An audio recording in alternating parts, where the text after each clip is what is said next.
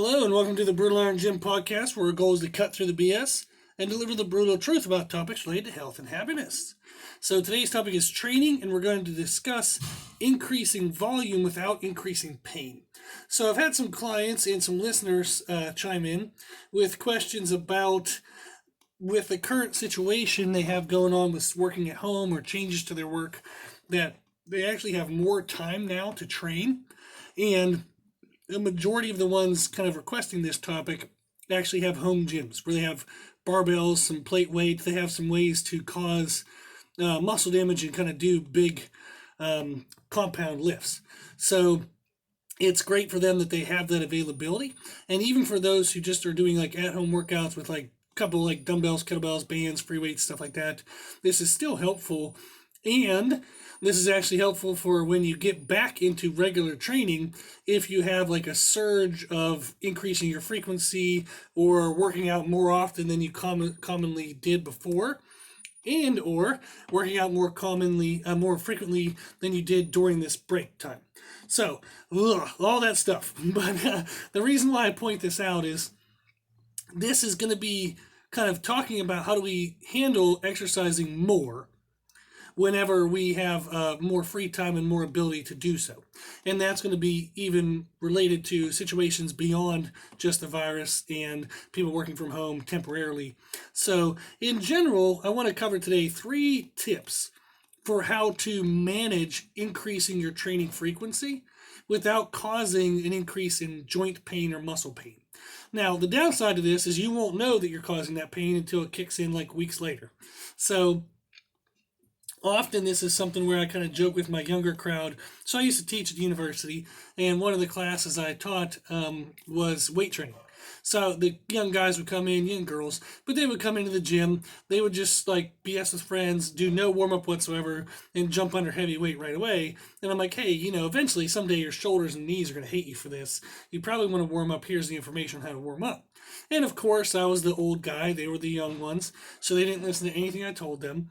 But they are going to later on feel kind of like, oh man, my shoulders are creaky, my knees are creaky.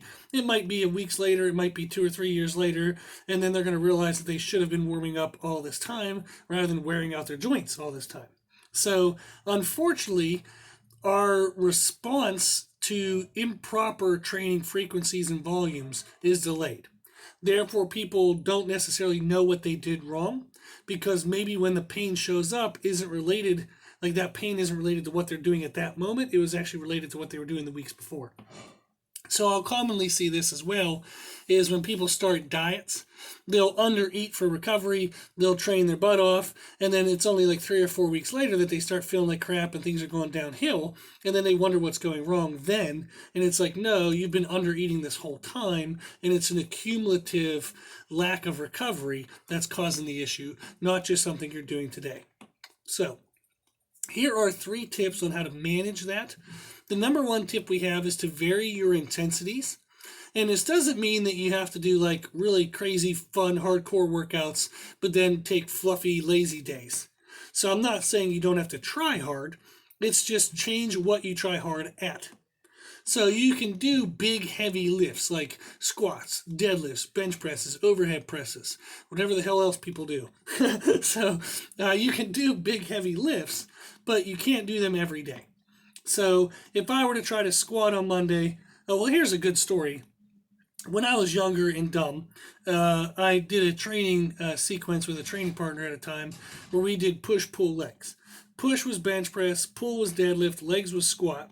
We did it those 3 days, and then we did another, like the same sequence again, and we did it for 21 days in a row. So for 21 days in a row, I benched, squatted, or deadlifted, and they were pretty much all max efforts. And it ended with me tearing my quads under a squat. So not the greatest method to do this. So I was that young punk, that idiot, didn't listen to my own advice. But it's a good story to kind of say that it took 21 days. And on the 21st day, I think I tried like a 495 squat at the time, which was way heavier than I should have been trying, but I didn't know any better. And I got to the bottom of the squat.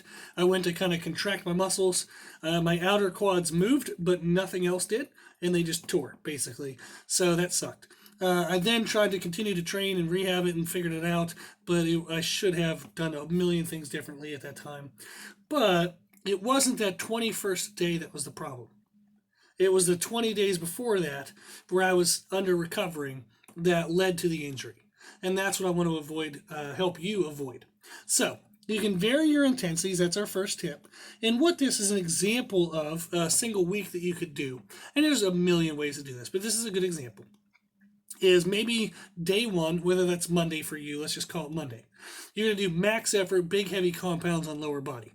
So maybe you do some kind of good mobility warm up, you do some kind of heavy effort on squats, some kind of heavy effort on deadlifts, and then you leave the gym. Maybe you'll do some stretching and mobility stuff, but you do no more exercising, no more muscle damage work. You leave the gym. Then on Tuesday, day two, maybe you're going to do max effort upper body. So you do some type of heavy press, which would be bench press or overhead press, and some real heavy type of row, maybe a barbell bent over row, T-bar row, really heavy cable row, maybe if you want to save your lower back. Just some type of heavy row movement since you're doing a push and a pull on upper body day. But again, no more muscle damage work after that. Mobility, maybe some blood flow stuff, but then you leave the gym. So Monday is really heavy lower body stuff, then you leave the gym. Tuesday is really heavy upper body stuff, then you leave the gym. Wednesday is restoration efforts, and we're going to talk about that more in tip number 2. But that is lightweight stuff for high blood flow. Then on day 4, which will be Thursday, you do isolative work for lower body, which would be leg extensions, leg curls, kind of like a leg press on a single leg. You do maybe belt squats, step ups, lunges. You do stuff that is more isolative rather than compound, meaning that compound movements are movements that involve many joints, many muscles, where isolative movements are trying to single out a joint or single out a muscle and just kind of annoy that particular part, but not try to get big other muscles involved. What that then usually leads to is a lower weight load capacity. So for example, I can't leg extension as much as I can squat. So even if I bust my ass and I try really freaking hard on leg extensions, I still will cause overall less stress to my body because leg extensions can't be done for the same weight as squats. So on Thursday, we do those type of isolative movements where you can train really hard. You can be hardcore. You can do your best. You're just doing your best at small movements. Then on Friday, day 5, you do upper body variations of the same thing. So maybe chest flies, lat pull downs, maybe do bicep curls, tricep extensions, but you break the upper body down into individual body parts, just like you did with the lower body, rather than using it as one big congruent unit for like a bench press, overhead press, or row. Day 6, which would be Saturday, you would do restoration efforts. Again, that's high blood flow without any muscle damage. We're going to talk about that next. And then maybe the 7th day, you do some mobility work. We do some yoga lattes, some yoga stuff, Pilates stuff. You do some blood flow, kind of mind-muscle connection type things. You just move yourself around. You be active. You can go ride a bike, go walk, go for a walk, go for a swim. Just be active, but don't do things that cause muscle damage. Maybe just some aerobic fatigue, but no muscular damage. So that's one tip. That's a big tip, is varying your intensities. Don't go balls to the wall under heavy things every damn day. You're going to wear yourself out, okay? So do some big things, but also do some light things and some restoration style efforts. Cool. Tip number 2 is restoration efforts. So you have to implement these into your programs. So restoration efforts are blood flow activities without any purpose of muscle damage. So I might get in the leg extension, put on a really light weight, and just do a set of 100 reps all in a row. It's a ton of blood flow through the joints and the muscles related to the exercise you're doing, and that helps with recovery and loosening any tight tissues around that joint, whatever joint is involved in the exercise.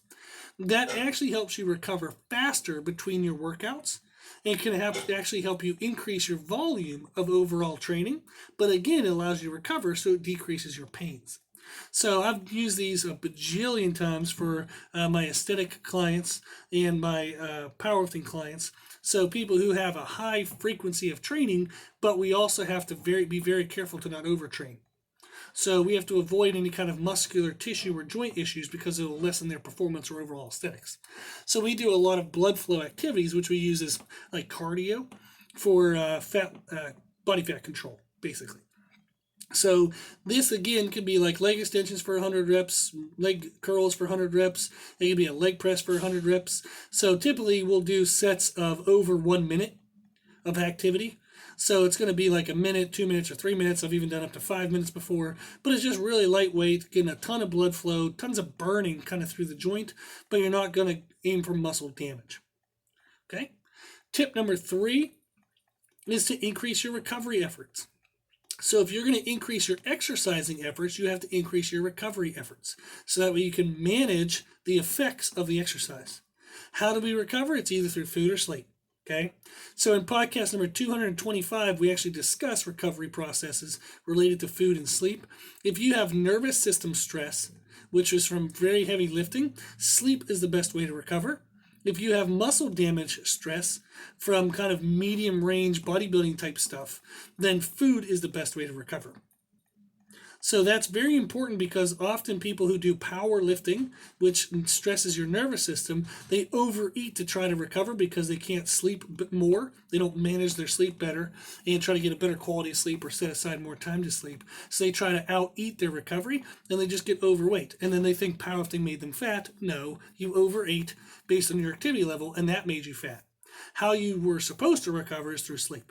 However, if you're doing bodybuilding and you'll have a lot of muscle damage, but you don't have a lot of nervous system stress or as much as a powerlifter lifting like 1 rep maxes, then you need to focus more on food. That's why bodybuilders eat all freaking day.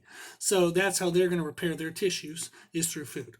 So you want to increase your recovery efforts based on how your training style is. So if your training style is very heavy, you want to recover harder or recover better by sleeping more, even if it's cat naps or better quality of sleep. So we have a podcast about improving sleep quality. So I'm going to look that up real quick because I didn't have that prepared ahead of time. But that's very helpful information. So that is podcast 376, titled Improving Sleep Quality. So that will help you if you can't sleep more, how can you get better sleep? So those are very important things to make sure you're aiming for the right type of recovery for your training style. So that way you don't mismanage body fat and or just not feel recovered even though you feel like you're putting efforts into it. So those are 3 very helpful tips for how to increase training volume without increasing any kind of associated pains. So how can you get the best out of your increased efforts without some type of negative effect happening in a month or so? Okay, so tip 1 was varying your intensities. Tip 2 was using restoration efforts. And tip 3 is increasing your recovery via food or sleep. So hopefully this was helpful. If you have any questions about how to do like kind of programming at home, we do have podcast 559 titled At Home Training, and you can look that up and listen to that. It gives you a great structure to use. If you have specific questions about programming that you would like help with, just email us at brutalirongym@gmail.com and we'll try our best to get back to you and help answer your questions. And if it's a good question in terms of multiple, like helping other people, we'll turn it into a podcast, okay? But either way, we'll get you the answer. Cool. So hopefully this was helpful, and if you do have the chance or the opportunity to work out more, awesome. Good for you. Let it help your mental and emotional state and let it kind of just be your me time and get rid of some of the negativity in terms of worry and stress and whatnot that there is in the world. So enjoy the ability you have to still work towards your goals, and I hope you make the most of that effort. Cool. Okay. If you like the podcast, please share it with family and friends. The more people we help, the happier the world will be. Also, if you like this information, you can find more from us on Instagram, Facebook, and Twitter at Brutal Iron Gym. And if you have any questions, feedback, or suggestions, we'd love to hear from you. The podcast is for you, so we want to know what you want to learn about. You can tell us at our email at brutalirongym@gmail.com. As always, I hope this was helpful, and thank you for listening. And thank you for watching.